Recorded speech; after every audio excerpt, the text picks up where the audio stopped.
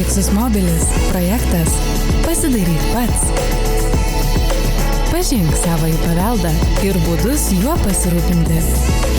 Pasidaryk pats.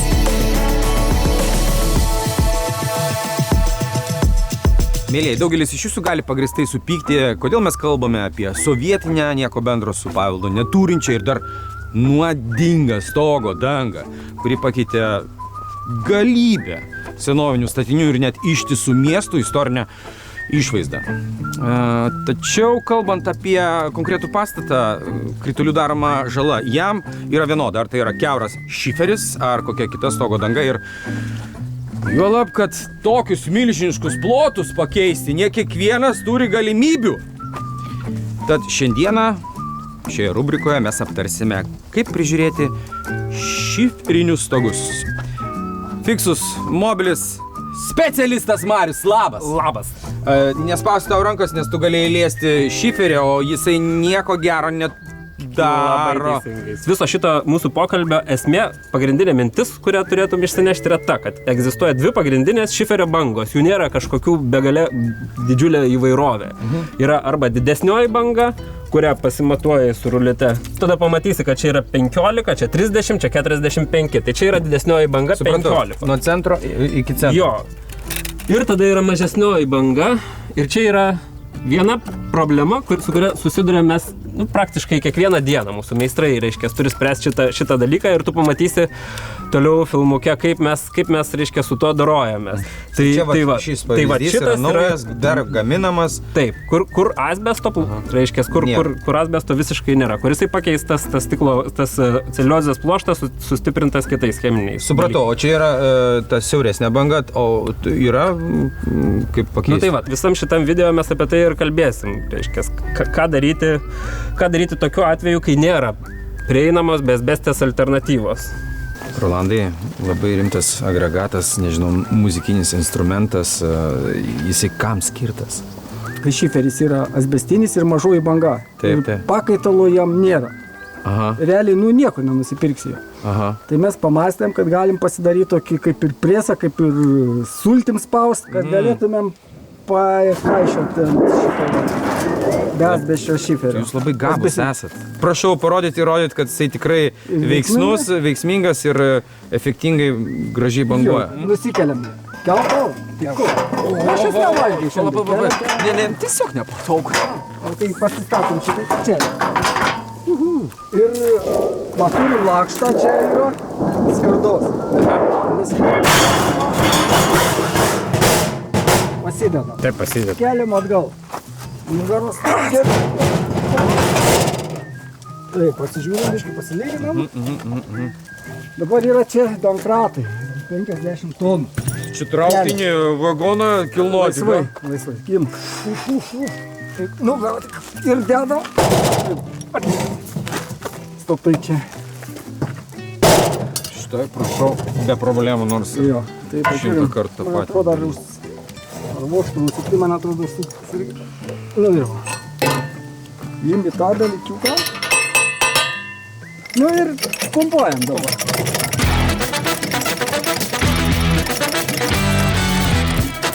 Tai darysi.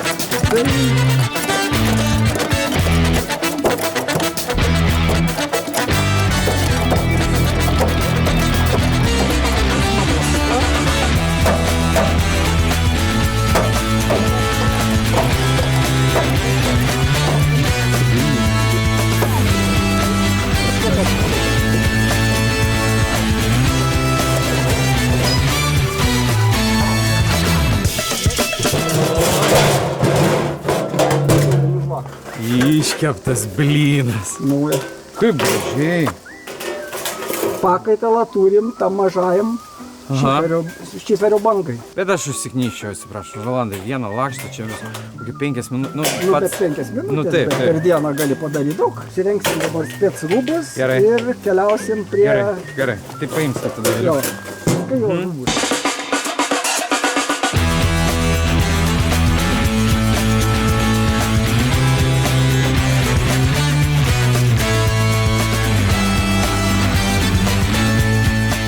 Sušlapinti, kad dulkės nekiltų, ne? Jo, dulkės. Taip? Gerai, aš pašlapiu. Nu, aš papumpuoju. Papumpuok. Nu.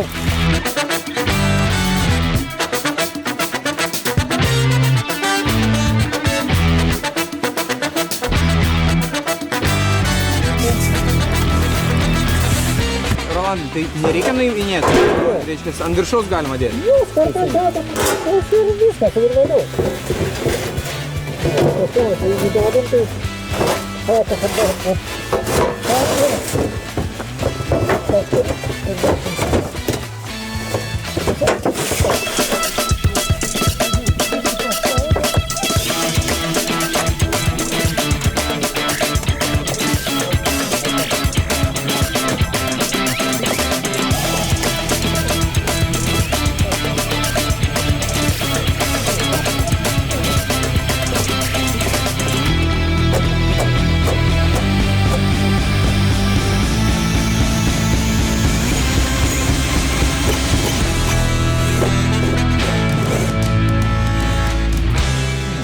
Rolandai, be pigų jūs pasigaminot aparatą ir tai ne iš pirmo karto ir jūs dviese, kaip profesionalūs inžinieriai gaminot tą, kur dviems reikia dirbti. O jeigu žmogus paprastai, man skubiai reikia kviesti negaliu, o jūs irgi tingėtumėt visą šitą agregatą vežtis, ar įmanoma būtiniam sąlygom pasigaminti? Nu, taip įmanoma, nes tu dabar neįsi, tau meistras Kęstutis parodys, kaip galima porą vamzdžių paėmus ir pasidaryti rankiniu būdu. Aišku, gal ne taip greitai ir... Visiškai mano stilius, kad kišeniai, kuprinė tilptų ir bet kur galėčiau pasigaminti. Tai aš pas Kęstutį einu tada. Nu gerai, eisim pas Kęstutį. Kęstuti, mes stovime prieš tavo sukurtą agregatą iš maždaug detalių, ką radau kieme. Kad galėtume išlankstyti skardinę bangą, uždengti ant šiferinės, vietoj šiferinės dangos. Taip. Ir tu tai primityviai paėmė ir sukai čia medvaržus, kad būtų tarpas 2-3 mm. Tiesiog jo kažką, tai kad galėtume ištis kartu. Šiaip gali būti ir vienas vamzdis, čia patogiau, du padariau, kad rama būtų. Vienas maždaug 4 cm, kitas 5 diametras. Skirtumas ar turi būti abu 4, arba 5, ar gali būti 10. Būtų geriau 4, bet neturėjau, antrą tiesiog tokį turėjau. Tai... Patikrinai? Veikia? Patikrinau. Gerai, tada galim toliau tęsti filmavimą. Paskaičiavau, kad tos bangos, tas sumas tarp bangos ir viršūnių, apatinės viršutinės yra 6,5 cm, tai tiesiog ties tom linijom ir bandom lenkti. Lenk! Į kitą pusę. Pakiš. Va. Lenk. Tai va tenai ir va ten. Ir maždaug gali dabar. Aš norėčiau šitą. Gerai? Puikiai.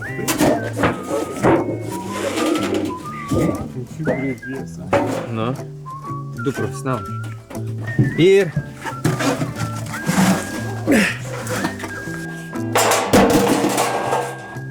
Uždėsiu šitą ir tada stavim, kur veiksmas vyksta. Dėk. Parodyk. Pataikėm. Bravo. Dar lengviau ir greičiau negu su Rolando tuo agregatu, kur ten 5-6 žmonės turi kelti, jį transportuoti. Dar čia biški mažesnį darom lapai. Originalaus dydžio truputį didesnis, gal būtų truputį ir sunkiau. Šiukauju. Taip, teisingai. Ten labai rimtas pramoninis. O čia rankinis. 2 vamzdžiai, 2 varžtai, 2 spaustuvai ir 1 skardos lakštas ir 4 rankos. Ja!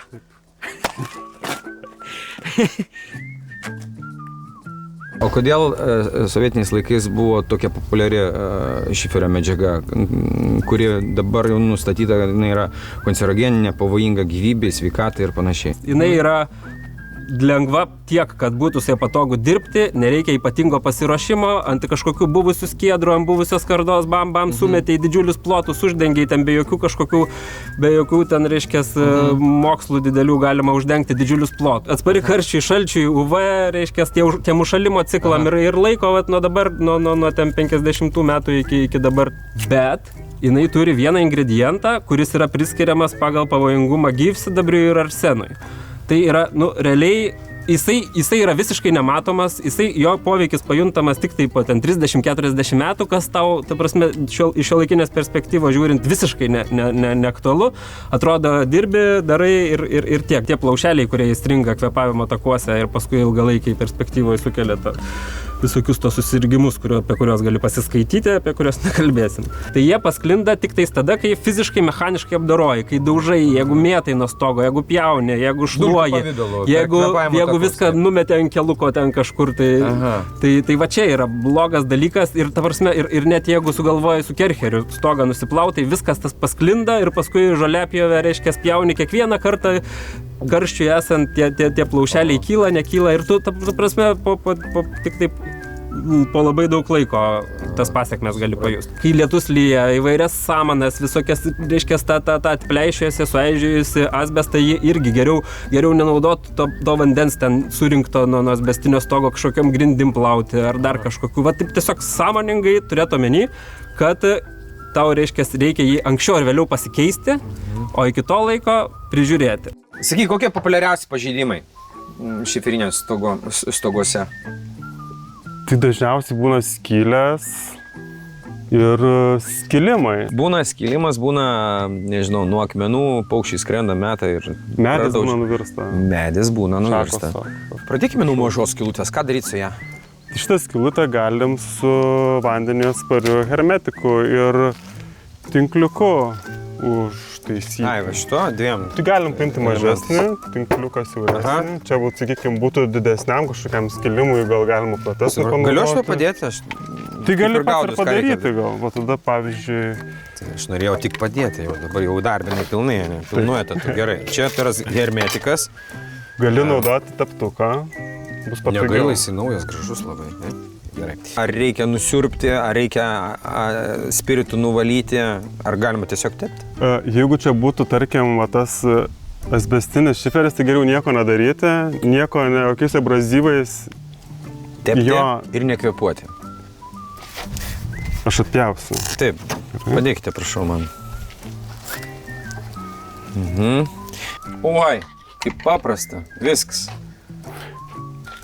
Gerai, turime stambesnį įdūžimą, irgi panašus principas, tiesa?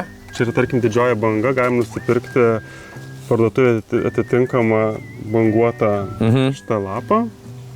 Tai galim įsipjauti atraižą ir uždengti nuo viršaus į šilginį. Įsipjauti? Išsipjauti iš naujo lakšto. Medinius įsipjavęs pagaliukus. Taigi tu... Palaikyk, prašau.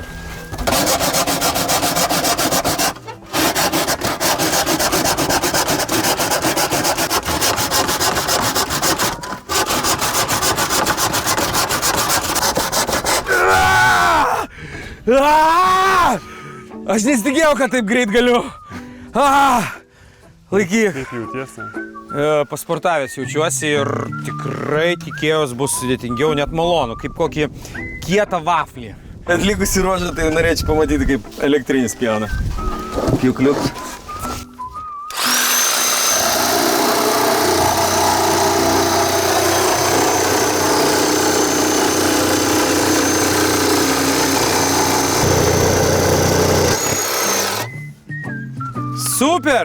Super kreivai pjauni, aš to pasakysiu. Ačiū. Žinau, mechaniniu žymiai gražiau, dailiau. Taip, tikrai tavo... Šitą lakštą reikėtų kuo aukščiau ant stogo, kad nematytų tavo darbo, niekas, kaip sakoma. Jos rankinių pjūklų visą tiesiau ir gražiau. Matas atskirtų, mechaninių ir elektrinių, kaip... Čia pas tai kaip apgraužtas, žinau. Nu, toksai kaip... Dėl toks ilgas medvaržtis ir koks storis turi būti ir... Šitą naudojam tokį 10 cm ir savaime su grašteliu, nes kad galime pergręžti. Nes gegnė yra viršutai bangų. Tas atstumas tarp šitos bangos ir gegnės yra nemažas, tai reikia gana ilgo. Supratau. Stumėm. Dar pakelt savo... Reiks va tą išsukti pilnai, nes jis iš tikrųjų turės išsukti ir... ir iškišti. Opa! O gal dėl grožio sulyginam? Jo, sulyginam. O, kaip Jo. Ir grąžinom medvaršius į savo vietas.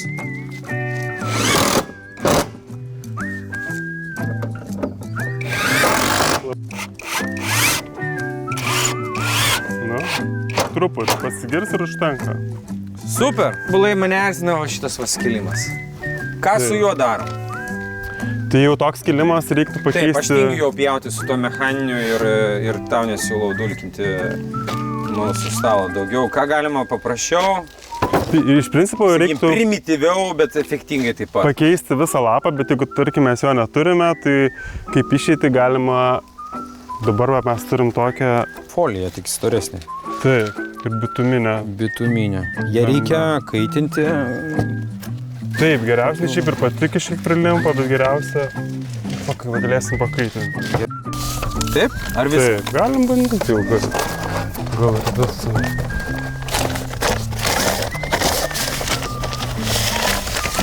Įgauna formą bangos su minimaliom pastangom.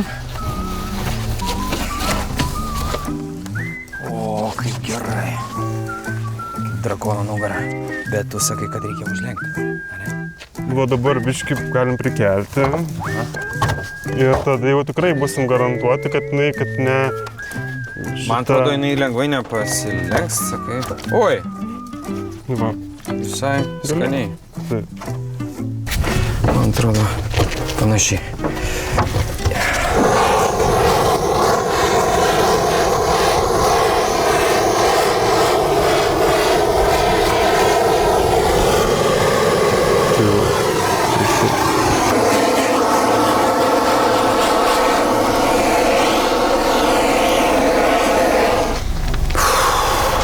Kestai, gražiai mes čia sulopėm ir 3 skirtingus skilimus ir lūžius, bet erzina mane šitas ruožas. Galėtume mes pakeisti naujų lakštų? Taip, galim. Gerai, nuo ko pradėti? Turbūt atsukti. Taip, bet čia galim turėti omeny, kad čia yra danga dengta iš dešinės į kairę. Tai reikia atlaisvinti 3 lapus. Viršutinį ir kairiai, nes jie prispaudė yra šitą lapą. Aha. Tai tiesiog atlaisvinti atsukti. Taip. Taip, bet tą reikia pilnai išsukti. Ta pilnai? Taip, jisai prisukęs yra šitą. Aba! Galiu tau padėti. Nepasiekė. Tenais ta. Taip. Ha? Taip. Taip, tai galim bandyti dabar ištraukti. Gal jau nieks ne...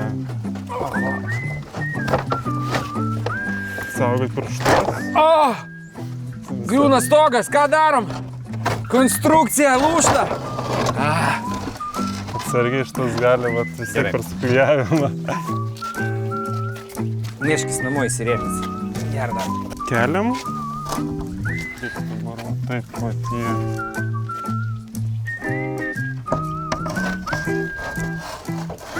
Reikia šitas 3.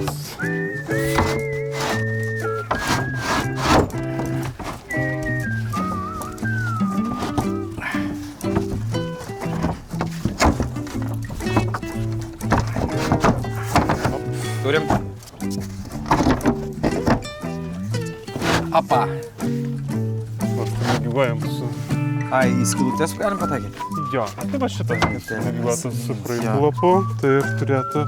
Tu Dabar galim jau prie... Matau, va. Tu.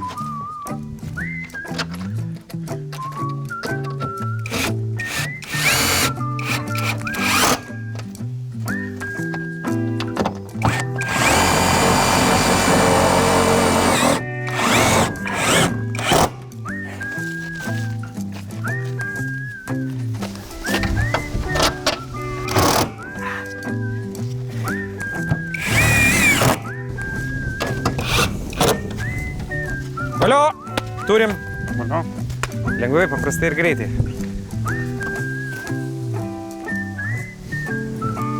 Rolandai, laukia dar vienas toks gyvybei nesaugus iššūkis. Tai nuimti lakštus išvežti ten, kur jau žmonės turi kompetenciją likviduoti, utilizuoti šitos šiferius. Esame prie krašto, nes pradžioj visą laiką lengviau ardyti. Pašlapinama, ne? Jau būtinai, Gerai. ko prie asbestinio Aha. šiferių visada iš karto... Reikia apžiūrėti turbūt, ar vynis neįkalti, reikia ištraukti. Šiuo atveju bet- mes turime makrofleksų. Pripurškė visur va šitą brūdą. Tai dabar pašnekėsime apie tą makrofleksą. Galim šnekėti, aš pilstau ir mėginu prašlapinti visą tą makrofleksą, išpurenti, kad Jo. minkštesnis Žmonės būtų. galvodavo, kad su makrofleksu yra geriau padaro, priklijuoja tą lapą ar užtaiso skylės, bet tai ne, niekada nedaryt to. Nes dabar, pavyzdžiui, bus kažkur viduj pripurštas ir mes norėsim pakeisti jį, tą lapą. Ir teks gabalais krauti į maišą, ne? Kokia bus didžiulė problema, vargsim prie jo, kol mes ją atplėšim nuo to makroflekso. Taip. Kad Bet, jis, Rolandai, gal nekarksėkime anksčiau laiko. Pavyks.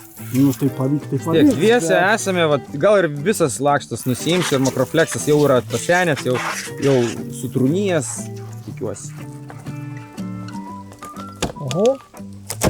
O, matai kiek problemų. Dabar jie nulup, yra pripūsta ir dabar trupučiuką gal surištoje. Aha, išlaisvime. O, Tvarkoj. Dabar aš o.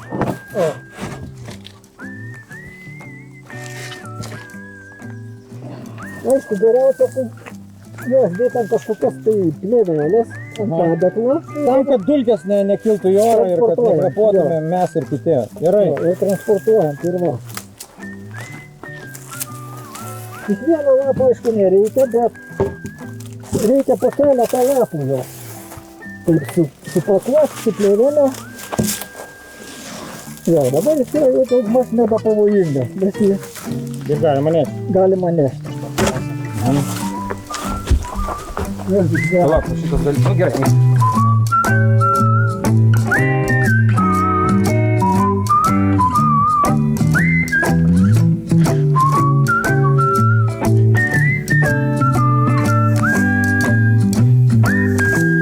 Testak.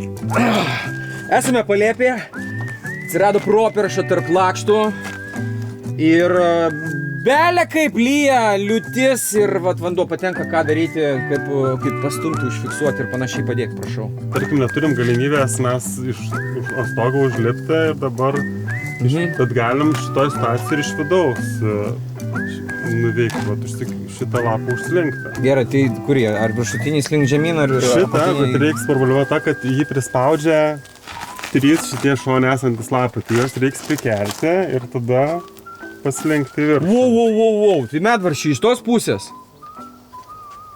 Bet jis jau nuslinko, reiškia, kad jie yra Jis pakankamai atsipalaidavęs. atsipalaidavę yra. Aš pakelsiu, o tu tada pamėgink pristumti, Tai gerai? tau reiks iš tos 3 lapus. Pabandyti vienu metu. Va šitos va. Taip, prikelti. Čia sujungimas, kur sugula. Aukščiau gali, kad aš to pirštų neprispausčiau. Tvarkoj, laikau. Va, pabandyti. Opa. Labai gerai. Puikiai. Puikiai. Bet yra galimybė, kad vėl nuslinks, ką daryti? Tai galim padaryti tokį metalinį kabliuką, tiesiog ir iš apačios jį pritvirtinti. Tu tarsi nuspėjai mano klausimą, tu jau pasiruošęs ir medžiagas, vat, ir netgi nusibraižęs, tai Taip. atskrido žuvėdra ir su ją ką darom? Pjaunam. Tu nenori man padėti, man nėra lengva laikyti tą kraštą. biškį pakreipti, va taip pat pakreipti, kad šitaip ir bus lengviau. Tai va. Aš gal nepalaikysiu, kad man netruktų. Va tą pasiimti dalį.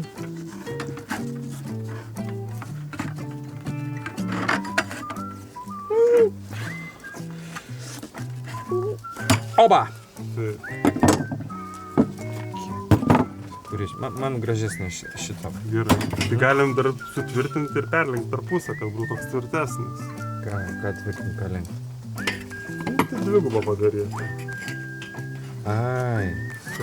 Paimti. Čia kad ir su repliam kokiam, ar tai turi būti stiprios rank pirštai Kes, stiprios. tu perfekcionistas, negi vieno sluoksnio nebūtų užtekę. Čiagi cinkuota danga, jinai yra amžina kaip šiferis, jeigu nelieti jos. Gal ir būtų užtekę. Bet kad reikės ją ploti su plaktuku ar... Tai galim tiesiog suspausti, Ai. su rankom galėtume suspausti ir gerai. Bet to turim replės. Mandrus tavo replis, pirmą kartą tas matau. Čia toks kartais skirtas.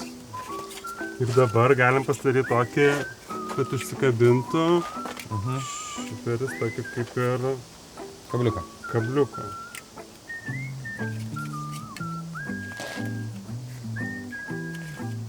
Bandom, aš niek nesuprantu kol kas. Tai mums dabar reikia šitą lapą, tai dabar prikeliam, Prikelį. kad jį Jo užkabinsim. kraštą užkabini. Ir tada O dabar, čia sakykime, ant grebėsto galim jį prisukti dabar su... Ir jisai vat... Su medvaršiu. Tobulai. Wow. Bet tai kiek išvaistė metalą, žiūrėk, galėjom pusę išnaudoti. Turiu galima kirpti ir kitą. Na, vat, teisingai. Prašau tvariai žiūrėti į darbą. Iš tikrųjų, net kabliukų nebūtina buvo. Čia vat šito liežuvėlio, jį prisuki, šitą atpjauni ir gaunasi antras kabliukas. Ir jisai kabliukas. Laiklenkėme nieks nematys. Viskas. Ne, bet jisai dar dvigubai stipriau laikys. Ir vėl. Kadangi žūtbūt reikia keisti šiferinį stogą. Kai matote, kad šiferis jau atsisluoksniuoja, atsiranda atplaišos, tai reiškia, kad tas lakštas jau nėra sandarus ir didelė tikimybė, kad pavojingų sveikatai asbesto dalia jau sklando ore. Patiems keisti, utilizuoti nerekomenduojam, lai tai daro kompetentingi, tai išmanantys žmonės. Saukite savo sveikatą ir taupykite laiką. Bet vat ką patarčiau, keičiant šiferinį stogą, tai pasinaudokite galimybę sugrąžinti savo pastatui autentišką stogo dangą ir išvaizdą.